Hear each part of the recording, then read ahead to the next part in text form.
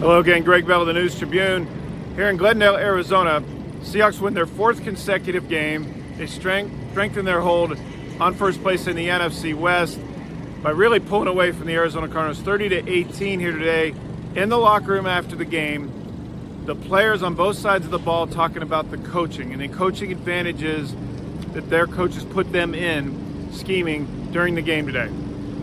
You saw a lot of gap scheme running, run blocking, pulling, the left tackle Charles Cross pulling, a lot of interior rush lanes blocked by pulling guards and tackles, much more than you'd seen earlier in the season.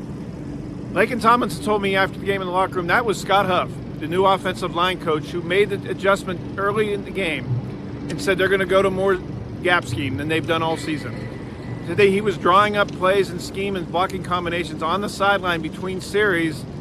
The result, 176 yards rushing, 133 from number 2 back Zach Charbonnet, his career high on 22 carries with 2 touchdowns.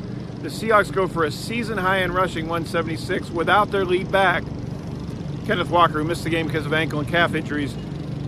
The linemen are crediting Scott Huff and Ryan Grubb for sticking with the plan even after they determined yesterday, really when they were flying down here to Arizona, that Kenneth Walker wasn't going to play. They kept the plan the same. And then Scott Huff, I was told in the locker room, adjusted and tweaked that plan to more gap scheme blocking that got him 176 yards. Jackson Smith and Jigba, you saw the touchdown pass. First play after Ernest Jones' interception. By the way, Jones said after the game he couldn't believe Kyler Murray threw it right to him. He turned around and said, I can't believe the ball's here, because he didn't think the quarterback would throw it to him. So he had that hook zone covered.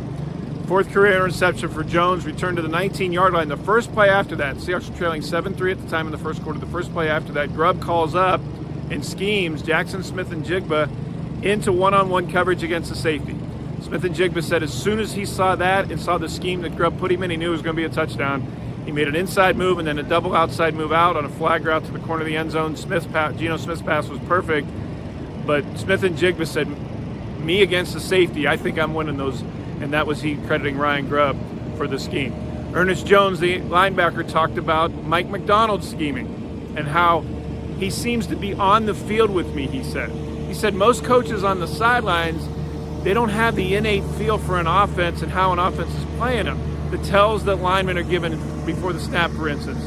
The tells that maybe the quarterback is given and when he looks before a snap.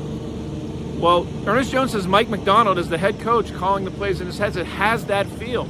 And Jones comes to the sidelines thinking, how does that coach on the sidelines 20, 30, 40 yards away know this and feeling the same thing and getting the same reads that I'm getting in the middle of the defense right across from the line of scrimmage? Jones gives a lot of credit to Mike Macdonald and his scheming of the defenses that has, he thinks, a very player feel to it. In the locker room after the game, a lot of the players talking about playoff mode. They call it death mode, as in don't lose or you're dead. And that they've had that since the bye week when they played at San Francisco coming out of the bye after that overtime loss to the Rams, left them at 4-5 and in last place in the NFC West. And I asked a bunch of guys, is this sustainable? I asked Ernest Jones, who's won a Super Bowl with the Rams and gone all the way through a playoff mentality into February, if it's sustainable to have this playoff mentality, this death mode, from November all the way into the playoffs in January. And he said yes. He said that he believes this team's mentality, that their chemistry, their culture is such that they thrive in these situations. And so far they are thriving with 4 wins in a row. Geno Smith said, the quarterback who's been in the league 12 years, said he also believes this winning mentality, have to win, must win mentality is something of a carryover of the Pete Carroll era. Every game was a championship opportunity. Well, he said that in some ways is like Mike Macdonald, who is actually front right on, says this is a big game. Said this week this is a road playoff game. Different approaches to the same end state of a player's mentality.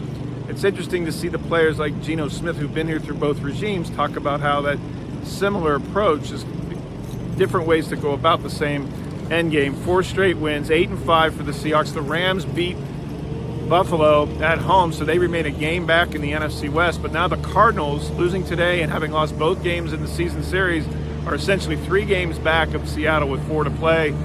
And you know the San Francisco troubles without Christian McCaffrey, though they won today against Chicago to go to 6-7.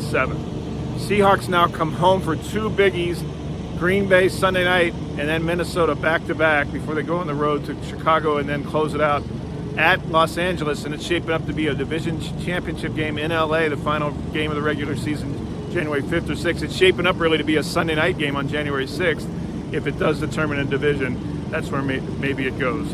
Far cry from where this team was a month ago, and it's because they're finally running the ball and they are playing defense at an elite level, taking the ball away and providing opportunities. Today was the first two times of the season the Seahawks started a drive in opponent's territory and scored touchdowns. They've been 0 for 4 doing that until the back-to-back interceptions by Ernest Jones and Kobe Bryant of Kyler Murray in the first half. All my coverage is at thenewstribune.com. On Twitter, X as always at GBellSeattle. Appreciate you watching. Enjoy your week.